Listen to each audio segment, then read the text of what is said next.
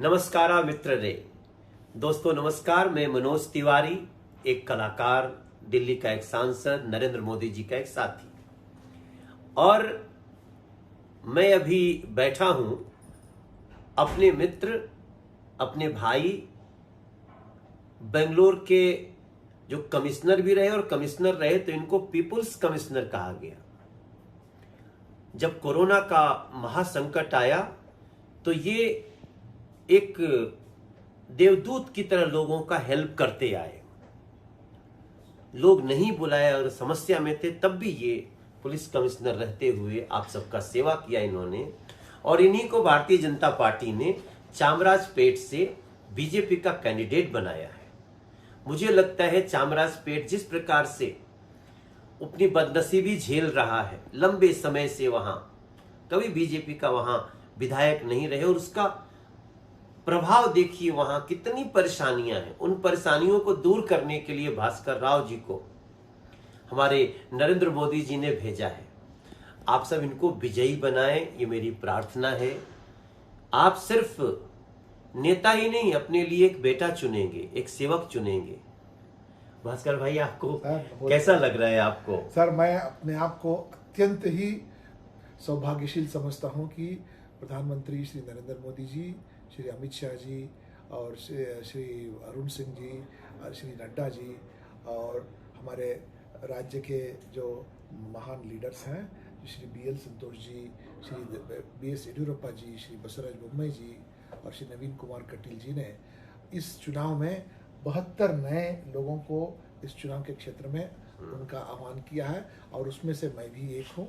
बेंगलोर का पूर्व police commissioner होने के नाते मुझे ये बहुत बड़ा मौका मिला है चामराजपेट से लड़ने के लिए, जहाँ पिछले 30 साल से भारतीय जनता पार्टी का झंडा नहीं खड़ा हुआ था। पिछले 30 साल से केवल कांग्रेस की सरकार, जिस कारण हमेशा वहाँ गरीबी रही, भुखमरी रही, जो कि ये एक क्षेत्र जो है कहीं दूर क्षेत्र नहीं है, ये शहर के हृदय भाग में है, एक बीचों बीच है, और पूरे अच्छे लेआउट्स और अच्छे एक्सटेंशन से घिरा हुआ है। उसके बावजूद यहाँ अत्यंत गरीबी है, और यहाँ पर 48 स्लम है, और इस स्लम में इतने गरीब लोग रहते हैं और इतनी गरीबी में रहते हैं कि इनको अपराध और गलत काम के सिवा और कुछ नजर ही नहीं आता है। It has become cities underbelly. और जिस तरह से हमारे प्रधानमंत्री जी गरीबी के साथ एक जंग लड़ रहे हैं, यहाँ पर उनकी नीतियों की अत्यधिक आवश्यकता है सर।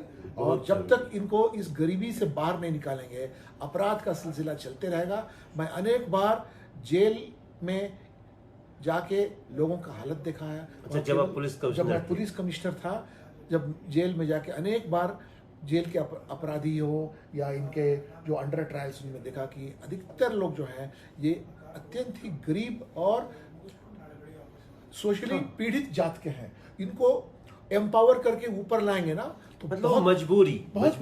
सर, आप बिलीव नहीं करेंगे, जब मैं स्लम में गया था, एक लड़की को पूछा तुम बड़ी होके क्या बनना चाहती हो, तो 12 साल की लड़की बोलती है मैं एयर होस्टेस बनना चाहती हूँ। मैं चका गया कि एयर होस्टेस। मैंने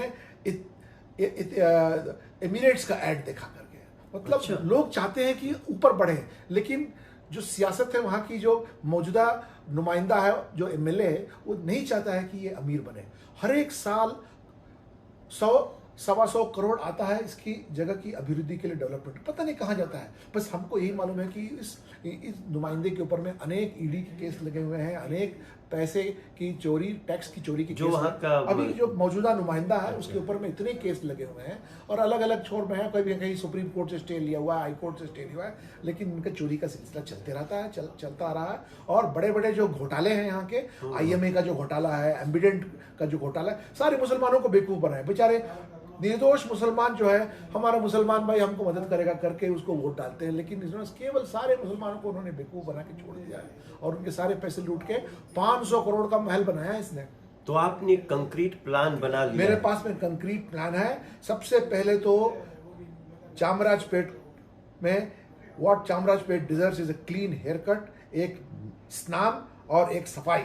उसके बाद से लोगों के अंदर में एक क्या कहते हैं, एक हमको आगे बढ़ने की क्षमता आएगी, क्योंकि इतना गंदगी में है वो चामराजपेट।